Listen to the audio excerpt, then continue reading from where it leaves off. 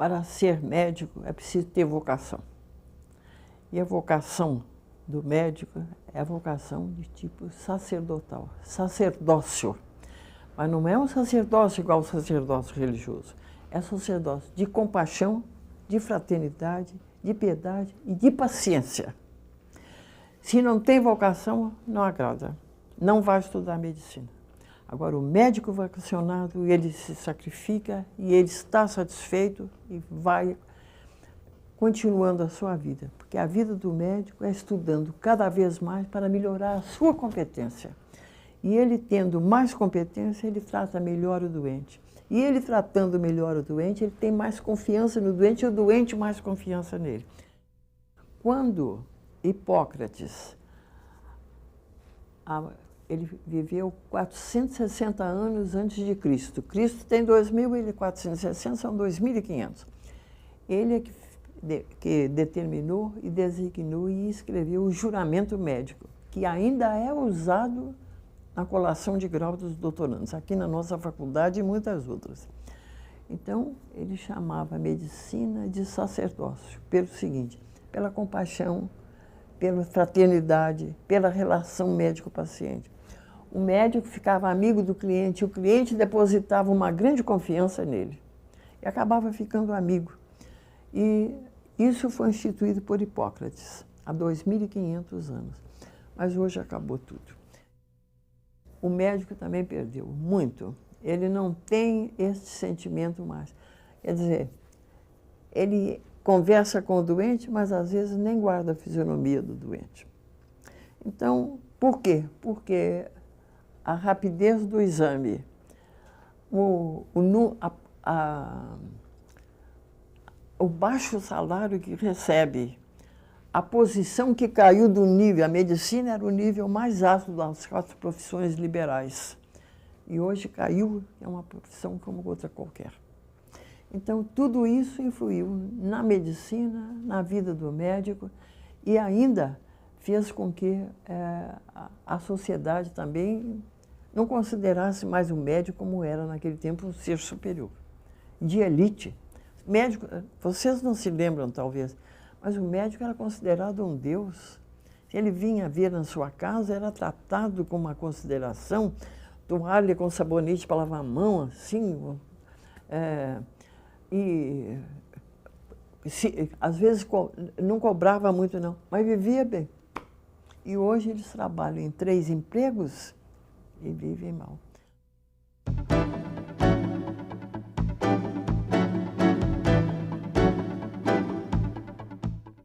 Os meus avós, os italianos, não os meus avós somente, os italianos tiveram a boa vontade do governo italiano para quem quisesse migrar para o Brasil podia, porque já havia uma superpopulação na Itália naquela ocasião. Bem, os meus avós decidiram e vieram.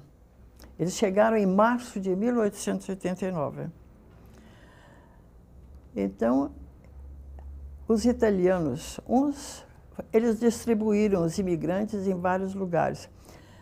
E onde eles foram morar, tinha bastante italiano. E fizeram uma colônia que chamava Colônia Santa Lucrécia. E lá eles moraram. Meu tio mais velho resolveu, que era um artista nato, foi para o Rio de Janeiro, levou meu pai e levou os pais, meus avós. Mas lá não se deram muito bem e tal, e meu tio foi convidado para fazer um showroom, uma demonstração de máquinas agrícolas para uns ingleses que queriam vender no Brasil máquinas de agricultura. E ele fez o orçamento, fez tudo e foi aprovado. Aí a família foi para São João del Rei e lá ficou.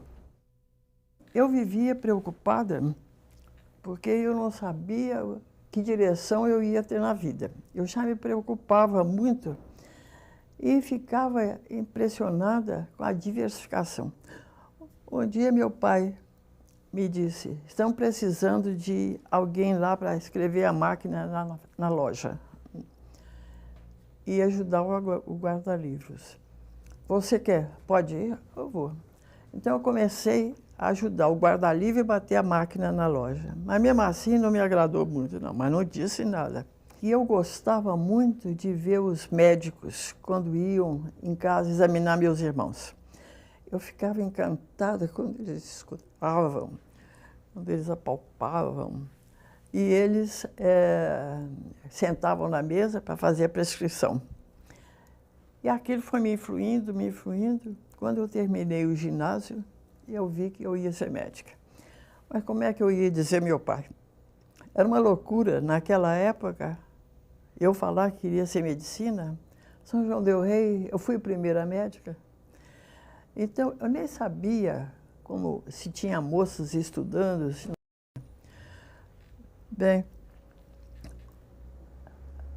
não sabia como é que ia dizer ao meu pai, porque era uma bomba que ia estourar lá. Aconteceu lá em São João del Rei um desastre numa ponte do Rio Carandaí. Os alunos que terminavam a quinta série do ginásio daquele ano foram fazer uma excursão nessa usina que era eletricidade que ia para São João del Rei e se amontoaram numa parte da ponte, o rio muito cheio, e um cabo soltou e morreram 7 alunos. Esses 7 alunos eram conhecidos da gente, a cidade inteira sofreu muito, teve muita compaixão e foi muito triste. E entre esses 7 que faleceram, tinha um que era muito amigo nosso, irmão de Tancredo Neves, morávamos perto, Gastão. E os mergulhadores tiveram que passar muitos dias procurando os corpos no rio, porque o rio estava com um nível muito elevado. Então, nós também muito tristes, a mãe deles chorando, éramos vizinhos, né?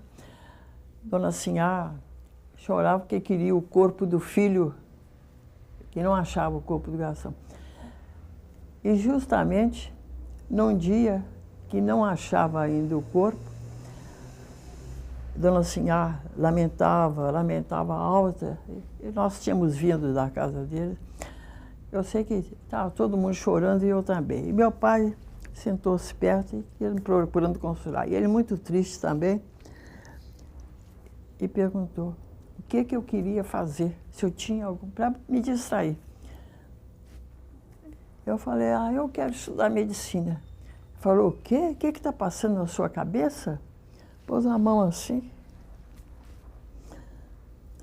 e ficou um tempo quieto e disse assim, vamos pensar o que você tem no seu cérebro.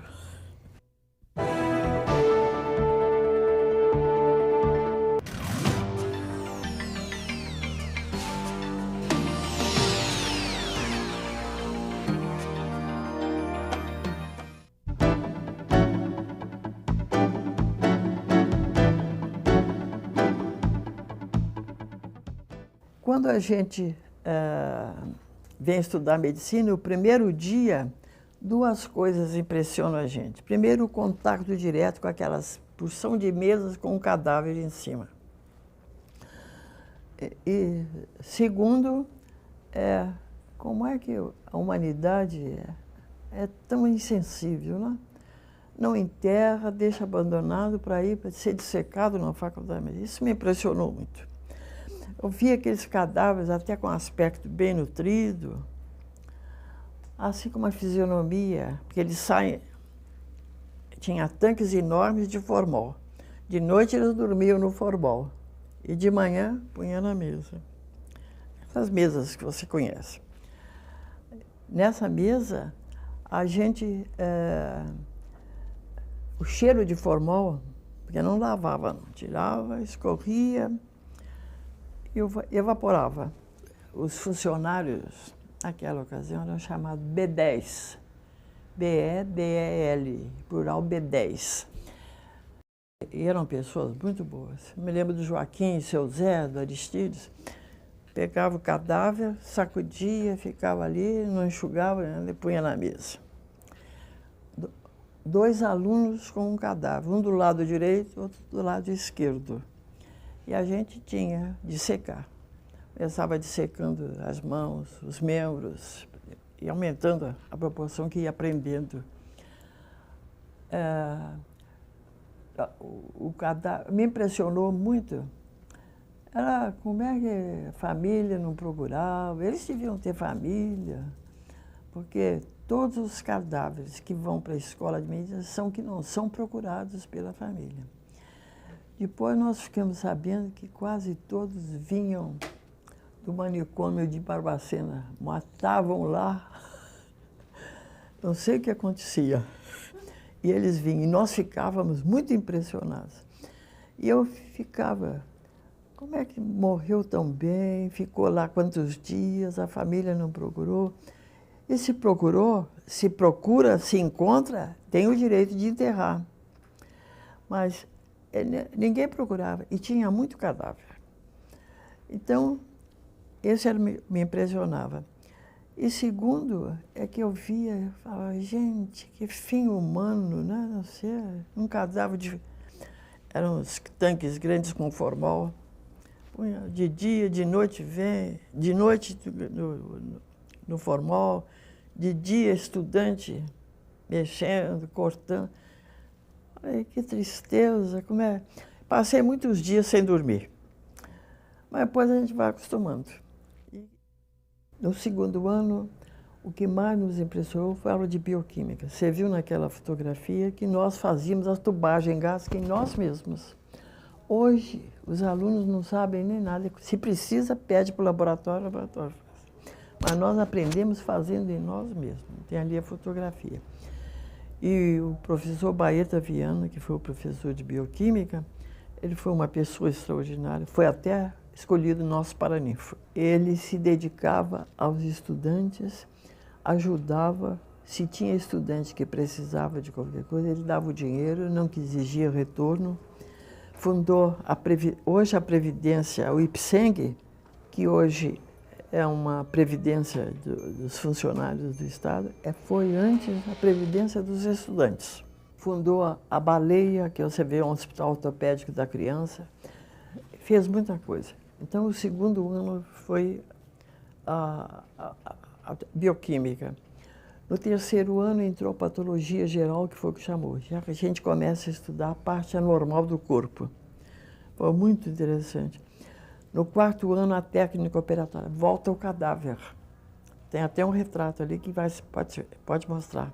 Com o cadáver voltando a gente. Mas aí a gente já recebeu com outra preocupação.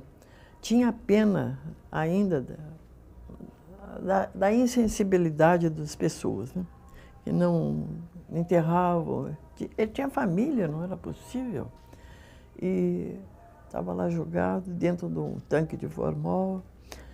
E quando ia receber, nos outros países eles não enterram, eles cremam. Aqui não sei, agora tem um crematório, mas antigamente juntava aquilo tudo, embolava e enterrava. Né? Então, já a gente recebeu o cadáver com uma preocupação maior, mesmo porque já estava aplicando tudo na clínica e na cirurgia. No quinto ano, também as matérias eram... Eu já no sexto ano eu fiz um curso especial de lepra, de 3 meses, indo todo sábado para a colônia Santa Isabel. Era um curso que era facilitado aos médicos e aos doutorandos. Apesar de nós não termos essa estruturação de hoje está tudo moderno, hoje é tudo mais fácil, hoje o cérebro quase não trabalha, nós aprendemos muito. Aprendemos muito e os professores que nos ensinavam, eles eram tão dedicados e nos ensinavam, antes de qualquer hora, o que era ética médica e moral médica. Eles davam uma aula que não havia essa cadeira no meu tempo. Então, a gente aprendia com todos os professores. Eram excelentes os professores. E se dedicavam muito aos alunos, ao ensino. Então, eu acho que o que a gente aprendeu foi suficiente, deu muita competência e muita gente que estudou por vocação foi excelente médico. Nós formamos 36. mas sempre tivemos um grupo mais unido. Éramos todos amigos. Hugo Sodré-Lana, Zé Custódio, o Enio Coscarelli, foi oftalmologista, Eduardo Biagione Filho, foi desse grupo também.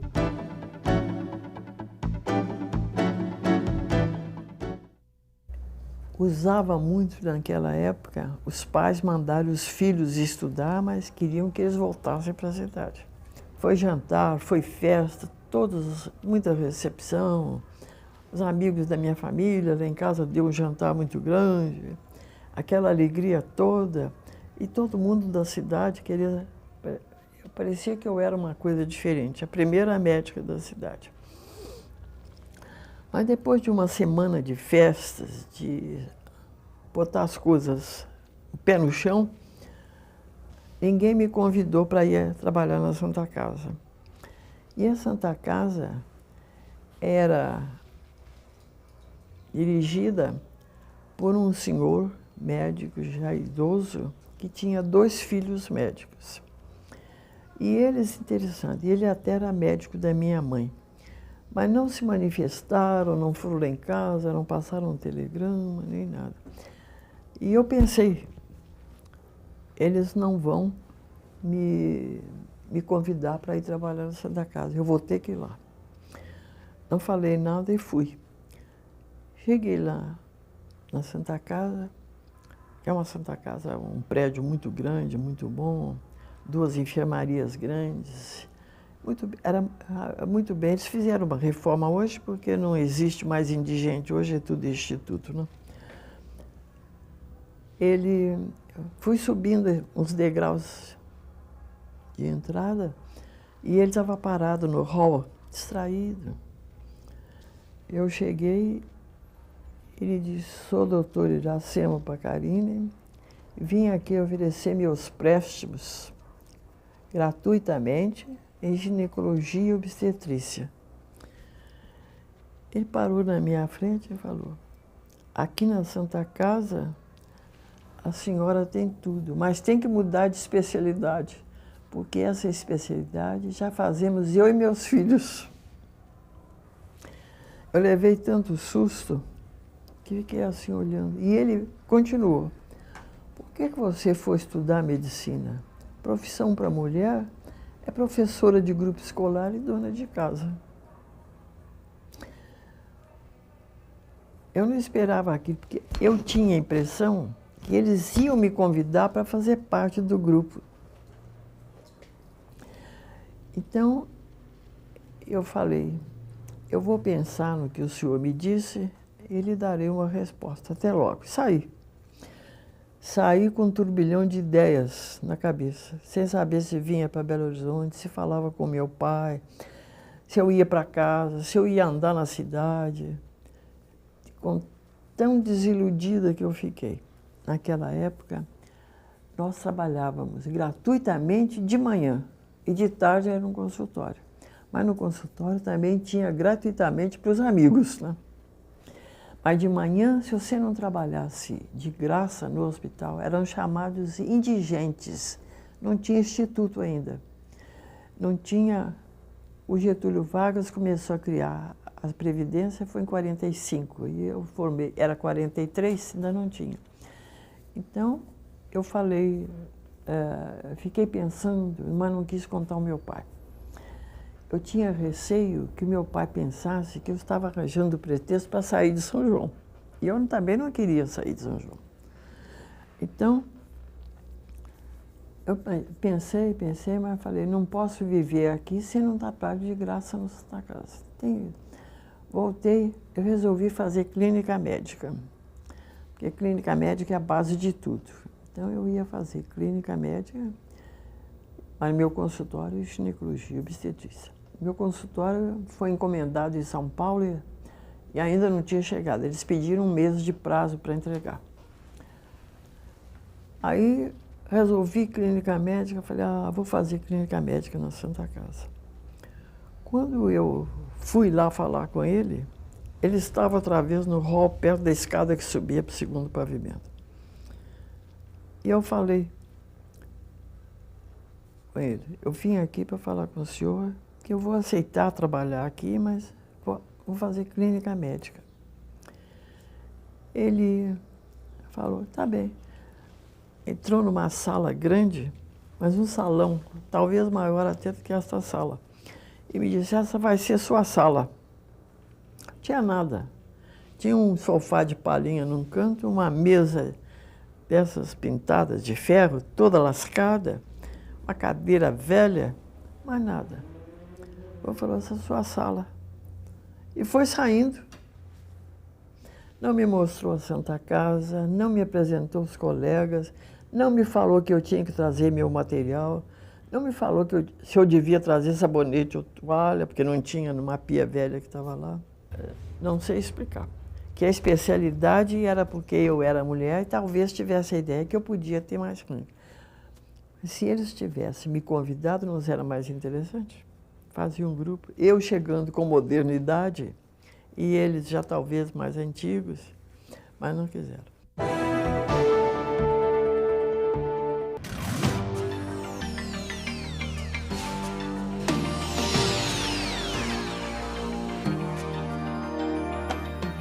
Fiquei 3 anos, nunca vi um médico, nunca me procuraram, nunca me ofereceram, não sei onde é, até hoje não sei onde é a sala do café. Eu acho que eles pensavam que era uma estranha mulher médica. Bom, e eu agoniada, porque meu consultório chegou, muito moderno, todo muito bonito. Eu tinha 3 salas que meu pai organizou em cima da loja de comércio dele, tudo muito bem feito, muito bonito. E eu tinha levado tudo, ondas cultas, aparelho de transfusão, aparelho de biópsia, citologia, eu tinha levado tudo.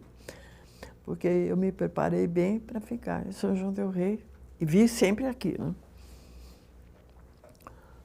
Aí, eles começaram a observar para ver se eu atendia cliente de ginecologia. A irmã um dia me disse, perguntaram, eu não entrei em muita conversa com ela, mas ela me perguntou, estão querendo saber se a senhora tem atendido gente de ginecologia e receitado produtos. Eu nem tomei conhecimento. Mas foi uma série de coisas muito desagradáveis. E não me deixavam atender minhas clientes na Santa Casa. Então, eu não tinha... Se meu consultório, como era cheio, superlotado, se alguma cliente passasse mal, eu tinha que entregar para eles. Esse sofrimento foi muito grande para mim. Foram 3 anos de... Nessa ocasião, eu consegui sair da Santa Casa, porque não tolerei tantas grosserias, e organizei ao lado do posto de saúde um médico extraordinário, que tem até um nome com rua dele, Henrique Furtado, Portugal, que era o chefe, muito amigo da gente. Organizei um ambulatório pré-natal. E aí as clientes todas de obstetrícia iam para lá. Eu fazia os exames de urina, consegui com o professor Baeta Viana as injeções de bismuto para que tratasse da sífilis dessas pacientes. E o ambulatório cresceu, o número de pacientes era grande, os pacientes não tinham mais parto prematuro, até aborto seguido desapareceu, porque elas eram um pessoal muito pobre. E uma mulher de 35 anos parecia que tinha 50 anos. Então o ambulatório fez sucesso e ali também tem um artigo quando eles pedem que eu volte para lá, quando eu vim. Bom, aí eu não voltei mais na Santa Casa. Não voltei por isso. Eu fui convidada, então, pelo diretor do serviço de lepra para vir aqui, que tinha criado um cargo para mim. Você vê que Deus ajuda. E eu aceitei.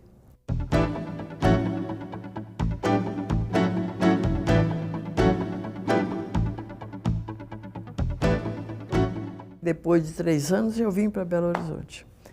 E logo que eu vim, eu fui fazer os exames dos filhos de leprosos que estavam pelas escolas. Chamava comunicante de lepra. Eu fiz o serviço todo, organizei tudo, e quando já estava bem organizado, eu entrei para a faculdade, serviço do professor Clóvis Salgado, como assistente voluntária, porque naquela época não tinha facilidade de ter assistente. Eram 3 contratados e eram 3 voluntários. Eu fui uma delas. Professor da cadeira de anatomia patológica, onde eu fui levada pelo professor Clóvis Salgado, que eu era assistente voluntária, para aprender a citologia vaginal. Vocês já sabem que toda mulher faz a citologia. Eu fui aprender e introduzir a citologia vaginal na clínica ginecológica. Dessas opções, eu já fiz a minha tese de doutoramento, que foi sobre o câncer do útero. E fiz uma tese, foi defendida, passei com 10 com distinção. Então, eu já estava na escola como voluntária. Quando foi 9 anos depois, quer dizer, voluntária, você sabe, trabalha muito e ganha pouco. Não ganha nada. Eu não ganhava nada. Deu uma vaga na anatomia patológica e o professor me convidou para essa vaga. E eu fiquei, então, contratada lá e voluntária na clínica ginecológica. Aí continuei a fazer colpocitologia na patológica, mas das doentes da clínica ginecológica. E essas doentes, esse material, eu já fiz a docência de ginecologia, a segunda tese. Foi a primeira mulher a defender tese de doutoramento e a primeira mulher a se defender nível de docência e catedrática. Eu fui 3 anos catedrática interina, preparei bem os alunos, dava as aulas e publiquei trabalhos com eles, fiz que eles ensinei a fazer, publiquei trabalhos. Foi uma temporada muito boa. Aí eu tive uma bolsa para Buenos Aires. Eu defendi a tese de doutoramento em 1949. E logo depois eu consegui uma bolsa no Hospital de Clínicas da Universidade de Buenos Aires, que naquela época a Argentina, o Hospital dominava a América do Sul. Então eu fui para Buenos Aires e fiquei 2 anos. O professor da clínica obstétrica, professor Otto Cirne, aposentou-se e a cadeira ficou vaga. Então, eles abriram um edital para concurso. E esse professor, que eu já trabalhava com ele, professor Boiolo, na cadeira de anatomia patológica, ele me sugeriu insistentemente que eu fizesse esse concurso para ser a catedrática definitiva. Eu não queria porque eu achava que eu ia ficar muito monopolizada só numa especialidade. Ele me animou, me entusiasmou e me estimulou muito. Eu resolvi fazer o concurso para a cátedra. Bom, aí foi uma outra decepção, uma discriminação muito importante. O concurso, naquela ocasião, era um concurso tipo medieval. Você tinha que apresentar o seu currículo vitae e 2 professores dessa faculdade faziam parte, catedráticos, e 3 do Brasil inteiro. Mas eles procuravam agredir não, mas massacrar o candidato. Não era assim um ambiente de diálogo feliz, alegre, descontraído, não. No dia da prova escrita, no primeiro dia a prova escrita, eu ia subindo o elevador do Hospital das Clínicas e uns colegas que estavam no elevador comigo me disseram: "Não vai fazer concurso, não? Já fundiu a cadeira. Não tem mais essa cadeira, ela foi fundida com a ginecologia."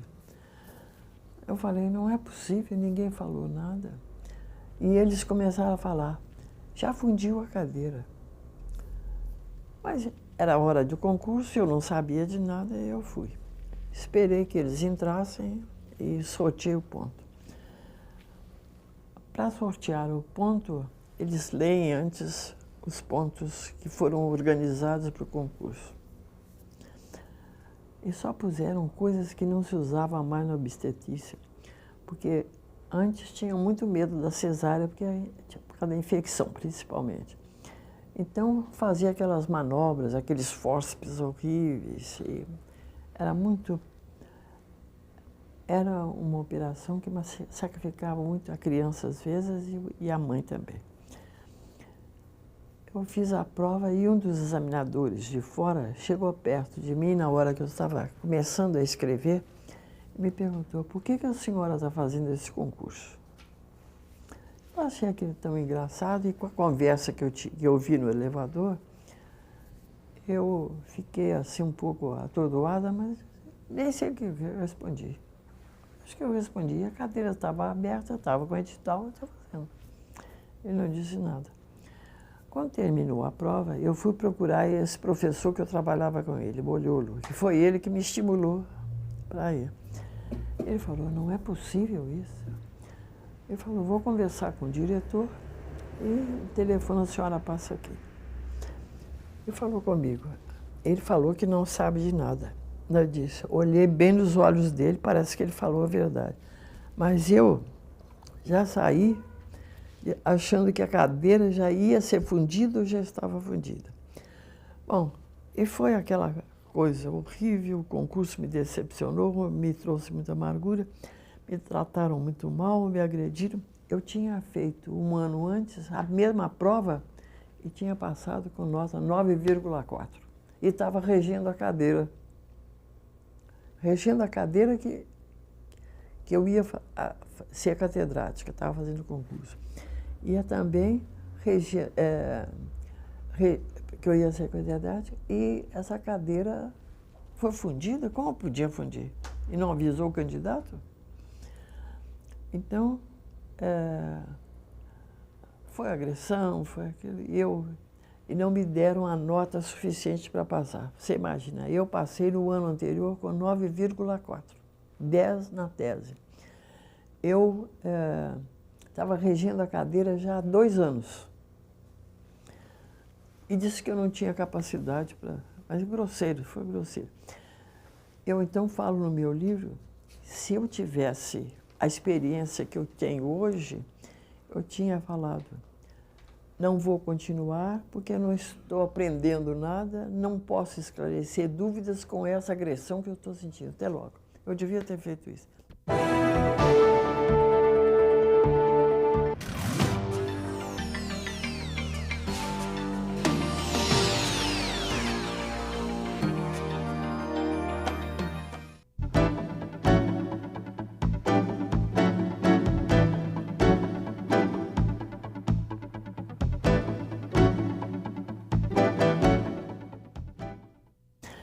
Eu estava indo para Uberaba, foi depois da Revolução de 30 de março, né? 1º de abril de 64.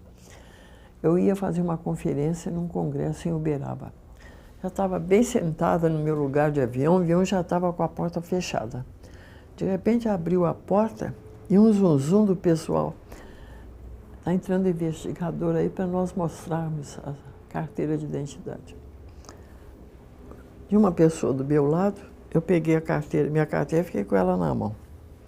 Ele veio correndo todas as pessoas. Quando chegou na minha, eu dei a minha carteira, ele olhava, estava com a lista dessa grossura na mão. Ele olhava, acho que estava em ordem alfabética. Ele falou, a senhora vai ter que descer comigo, que seu nome está na lista. Peguei e desci entre aqueles 2 homens. Cheguei embaixo e eles entraram. Vocês não lembram? O aeroporto aqui da Pampulha é mais ou menos parecido, hoje é um pouco maior. Mas tinha uma cabine fechada de telefone. Ele falou, a senhora senta, eu sentei. E eles entraram para conversar no telefone. Mas demorava, não vinham. Aí um funcionário da companhia de aviação chegou perto de mim e falou assim, olha, nós vamos descer a mala da senhora porque está demorando muito, o avião não pode esperar. Daí a pouco trouxeram a minha mala, puseram do meu lado. Daí a pouco eles saem e dizem, não consegui falar com ninguém. A senhora vai ter que ir conosco no quartel-general. Foi naqueles dias de preocupação, vocês devem lembrar como é que era. Aí eu pedi licença, posso telefonar para minha família? Eles falaram, pode. Eu liguei para casa e falei, olha, não fui para Uberaba, não. Me tiraram do avião, falaram que meu nome está na lista. Eu estou indo para o quartel-general com 2 homens. Oh, mas que isso? Eu falei, não sei. Mas meu irmão, esse que saiu, era assistente na escola de odontologia. E nós somos ainda muito amigos de um tio do general Guedes, que comandou a Revolução. Lembra do general? Todo mundo. E o general Montezuma, que um filho desse general foi colega desse meu irmão, e o outro foi colega de um outro na escola de engenharia. Meu irmão também. Então, tinham telefonado na escola de odontologia para eles, para falar com o general, tio do Guedes, o que estava acontecendo comigo. Bom, entramos lá no quartel-general, que é hoje onde é o Círculo Militar. Me mandaram sentar e entraram para lá. Não tinha uma pessoa, só um soldado com a carabina no ombro. Eu estou quieta lá. Mas daí a pouquinho eu ouço uns passos, era o meu cunhado, advogado, que estava chegando lá. Ele me perguntou, o que você está fazendo aí? Eu não sei, me mandaram sentar aqui, estamos aí para dentro. Mas não tem ninguém aqui? Meu cunhado entrou, ficou lá um pouquinho, daí a pouco ele chegou e falou assim, não conseguiram achar nada contra você. Mas me mandaram que eu te levasse Deópolis, na Avenida Afonso Pena, não tem? Eu saí com meu cunhado, no carro dele, botar uma mala, e fomos lá na Avenida Afonso Pena. A fila subia e outra descia. Mas tanta gente para prestar depoimento, que eles estavam com um maçaruco de papel desse tamanho, com nome de gente. Aí meu cunhado falou, lá dentro dessa DOPS, estava cheio de gente, e meu cunhado falou, fica em pé aqui e espera aqui na porta. E entrou. Daí um pouco meu cunhado veio e falou assim, ó, o major que está dirigindo aí foi meu colega no CPUR, chama Major Aurélio, é meu amigo. E ele me falou que seu nome vai sair da lista hoje, que se você quiser um avião é para te levar para Uberaba, tem um avião à sua disposição. E ele ficou de me telefonar. Eu falei com meu cunhado, Hélio, ele não vai te telefonar, não. Eu não quero sair, que meu nome saia da lista, sem saber por que foi. Eu não vou embora, não. Vamos lá falar com ele. E como é que ele ia descobrir a ficha, a minha ficha, lá no meio dessa coisa? Aí nós chegamos aqui, esse meu irmão estava na casa do general tio do Guedes, Montezuma. E eu conversei, e o general me disse assim, olha, vamos falar com o Guedes às 2 horas. Eu falei, então passo aí e pego o senhor. E o general disse para mim assim, conheci muito seu pai, etc, etc, ele de São João del Rei. A senhora, o nome vai sair da lista hoje. Eu falei, general, eu quero saber por que meu nome foi. Ele falou assim, não tem. Mas eu vi que tinha uma ficha lá no armário, lá no fichário. Ele não queria dar. Eu, sentada assim perto dele, e o general, tio dele, do meu lado. Ele disse, hoje os nomes saem. A senhora pode viajar para o Brasil inteiro e para o exterior. Mas de tanto eu insistir, ele resolveu me contar o que estava na ficha. Bom, aí ele me contou. O seu currículo vitae estava na mesa do professor Darcy Ribeiro, reitor da Universidade de Brasília. Darcy Ribeiro era tido como ministro, foi um grande professor. E eu conheci o Darcy quando eu estudava no 6º ano, o Darcy estudava paleontologia. E ele sabia que eu ia para os Estados Unidos, ele mandou me convidar para ser professora na Universidade de Brasília, que eu mandasse o currículo. Meu irmão, um outro que é engenheiro, era da Nova Cap. Então levou para ele pôs na mesa. Então, o currículo da senhora estava na mesa do professor Darcy Ribeiro. E a senhora foi à Rússia num congresso de câncer.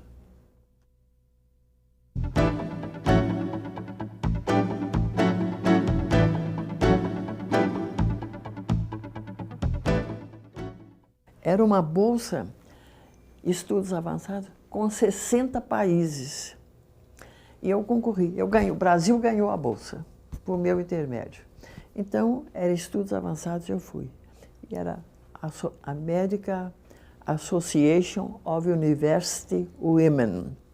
Eu fui para os Estados Unidos, e já foi nessa ocasião da Revolução. Eu vim depois de 3 anos. E eles não queriam que eu viesse, me ofereceram um lugar, mas eu vim. Eu tinha meu lugar na faculdade, terminou o prazo da licença e eu tinha que vir. Quando eu cheguei aqui, daí a 2 anos, eu recebi um convite para voltar. Então, eu fiquei nos Estados Unidos.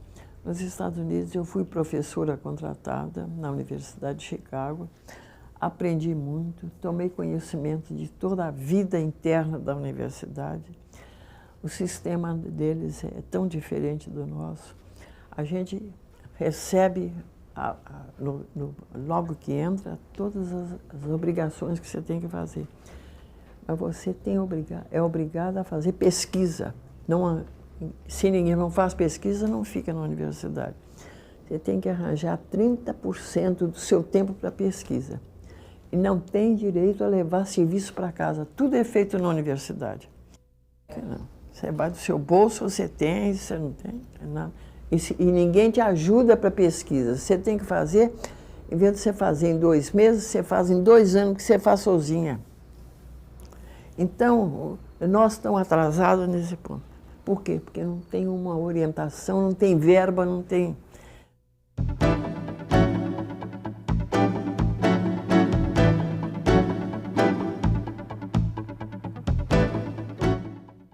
O reitor da Universidade de Brasília esteve nos Estados Unidos, José de Almeida Azevedo. Ele estudou no MIT, é o instituto maior dos Estados Unidos, em Boston. E ele me convidou para reorganizar o serviço da Universidade de Brasília. Eu levei mais de 1 ano pensando, e ele já foi me mandando a passagem. E meu currículo veio e eu fui eleita professora titular da Universidade de Brasília. Aí um dia cheguei aí. Cheguei e vim, porque estava esperando, já tinha passado da época que ele me esperava e tal. Cheguei aí, não estava mais acostumada com fila. Cheguei no dia seguinte, fui lá. Ninguém me esperava. Quando eu vou chegando, eu vejo uma fila que dobrava. Falei, meu Deus, eu não conheço mais fila, já não esqueci disso, e aqui ainda usa isso. Aí fui direto para a fila, eles não sabiam quem eu era. Aí procurei as enfermeiras e falei, por que essa fila tão grande? Ela pensou que eu era doente, mesmo com um aspecto melhor. Olhou assim para mim, porque estava me esperando, né? Eu falei, eu sou a professora da cadeira agora, vim dos Estados Unidos. Quando eu perguntei, por que essa fila assim? Ela disse, é porque aí fica mais fácil para a gente marcar as consultas. Eu falei, marcar? Como? Ah, porque uma veio marcar, a outra disse que está passando mal, outra é dia de consulta. Eu falei, olha aqui, vocês não saiam daí não, eu vou dar uma conversa com elas. Aí a primeira pessoa falou assim, eu estou aqui desde 5 horas da manhã, era 8h30. Que? Por quê? Ah, porque eu vim aqui para saber, para marcar uma consulta. Você veio e fica aqui marcando consulta? Uma outra lá que estava com a mão assim. Ela falou assim, eu não sei se o menino vai nascer, eu estou com a mão aqui. E você está na fila? Ah, que horas? Desde 7 horas. A outra, você, não, eu vou consultar, eu estou marcada, mas eu vim cedo para ver se eu chego antes, porque aqui quem chega antes é que atende primeiro. Ah, peguei, eram 4 ambulatórios, mas não era tudo da ginecologia. Eu pedi emprestado à clínica, botei as mesas nas portas dos ambulatórios e fui pedir, cada lugar tinha uma enfermeira com seu caderno para tomar nota. Eu falei com elas, primeiro que nós vamos fazer aqui são as que estão passando mal, essas que vieram de urgência. Eu gritei lá, quem está passando mal? Umas lá puseram a mão para cima. Falei, chega para cá. Umas estavam em hemorragia, outras estavam com tração, outras estavam sentindo dor na bexiga, aquela coisa. Então, atendemos essas pacientes. A segunda eu falei assim, quem é que está marcado para hoje, mas está no 9º mês de gravidez? Aí apareceu aquele bando, coitadas. Falei, põe essa no lugar.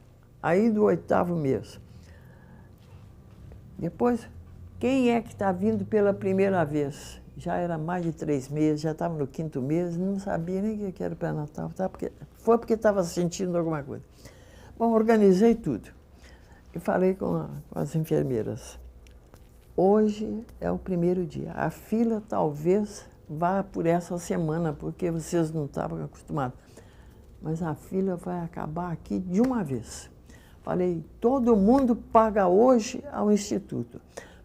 Os mais pobres pagam o INPS e desconta do salário deles. E os outros pagam, talvez, o convênio. Acabou a fila aqui. Hoje não tem mais indigente, não. Hoje todo mundo paga. E todo mundo tem que ter cedido na hora, sem fila. Bom, no dia seguinte, às 7h30, eu já estava lá. Comecei a olhar a filha. Gente, que hora que chegou? 5h da manhã. Por que está aí até agora? Ah, porque a enfermeira disse que marca tudo de uma vez. Sabe por quê? Para elas era mais fácil. Em vez de ficar uma ali marcando, já vinha, marcava consulta, já punha para dentro, aqui chegou primeiro, aquela coisa. Mas aconteceu, botei em ordem. Dei aula lá em cima para as enfermeiras, para a chefe e tudo. Acabou a fila. Eu falei, porque é do INPS, não tem que tratar a mão. Tem que tratar como a mim. Porque eles pagam também e eu também pago. Então ele é igual a mim. Não tinha lençol, cortava colcha, cortina para dar para as mulheres que tinham hemorragia, coisa horrível. Mas consegui tudo com o reitor, comprei lençóis, fechei as janelas. Lá em Brasília fazia um frio de noite horrível, janela sem vidro. Quando foi... Aí daí um mês, eu fui a um congresso em Nova York. Fiquei uma semana fora. Quando eu vou chegando, encontrei a fila outra vez. Aquela fila enorme. Falei, uai, será que eles estão pensando que eu não ia voltar? Aí eu fui lá, debandei no instante. Perguntei às enfermeiras, por que isso? A enfermeira-chefe me disse, elas não se adaptaram, porque tem que ficar ali tantas horas, velho. Marcar para uma cliente, ela tem que ir de manhã. Tem uma moça que fica ali só por conta disso. Mas falei, escuta, eu sou a professora, eu vim para reorganizar e agora está acabado. Eu viajei uma semana, voltou tudo o que era. Falei, vocês precisam ter consideração. Porque se vocês não são do INPS, se vocês são de outra, todos têm o mesmo direito. É um professor, é um cliente, é um aluno, é o INPS, é tudo igual. O tratamento tem que ser igual para todos. Não é porque paga menos, não, é porque é igual. Eu acho, primeiro, o médico é muito sobrecarregado, ele tem culpa até um certo ponto, porque ele aceitou esse convênio que prejudicou a classe médica. Prejudicou a classe médica e prejudicou o médico. A clínica particular acabou toda. Todo mundo hoje, eu mesma tenho vergonha, às vezes, de um médico, eu prefiro pagar do que mostrar minha carteira do Unimed. Eu tenho vergonha. E quando eu vou, que eles não querem me cobrar, eu falo assim, mas se eu te falar que eu tenho Unimed, eu falo, então deixa aí pagar. Eles anotam. Mas que devia ter mais consideração, devia, mas não pode. Tem ambulatório aqui que eles me falaram que tirou a cadeira do cliente. O cliente não senta. Porque diz que sentando ele leva muito tempo para explicar o que é que tem. Então fica em pé. Você já pensou um negócio desse? Olha aqui. E R$2 uma consulta? Diz que ia passar para R$2,50. R$2 uma consulta? Eu, se estivesse começando a minha vida agora, eu agradecia. Eu preferia atender gratuitamente e formava o meu consultório. quanto que a Unimed paga? 25? Eu cobro 30, 35, mas não sou da Unimed. Tinha minha clínica particular, eles iam a hora que queriam, eu atendia como devia, ia formando o meu ambiente. Mas os médicos não têm ideia, eles convênio com a Unimed, convênio com o Gudencross, vocês conhecem o negócio. A ética médica, até hoje, é uma das coisas mais importantes na vida do médico. O médico tem que observar a ética, sob todos os pontos de vista. E a moral médica deve ser observada não só pelo ambiente entre colegas, mas deve ser observada também entre o paciente. O indivíduo deve ter idoneidade para tratar um doente, se não ter competência, estudar sempre, fazer com que o cliente tenha confiança nele. E para que o cliente tenha confiança, ele tem que ter competência, tem que saber tratar o paciente. É a relação médico-paciente que agora está acabando. Não tem mais, porque com os convênios você vê quanto tempo você leva no consultório.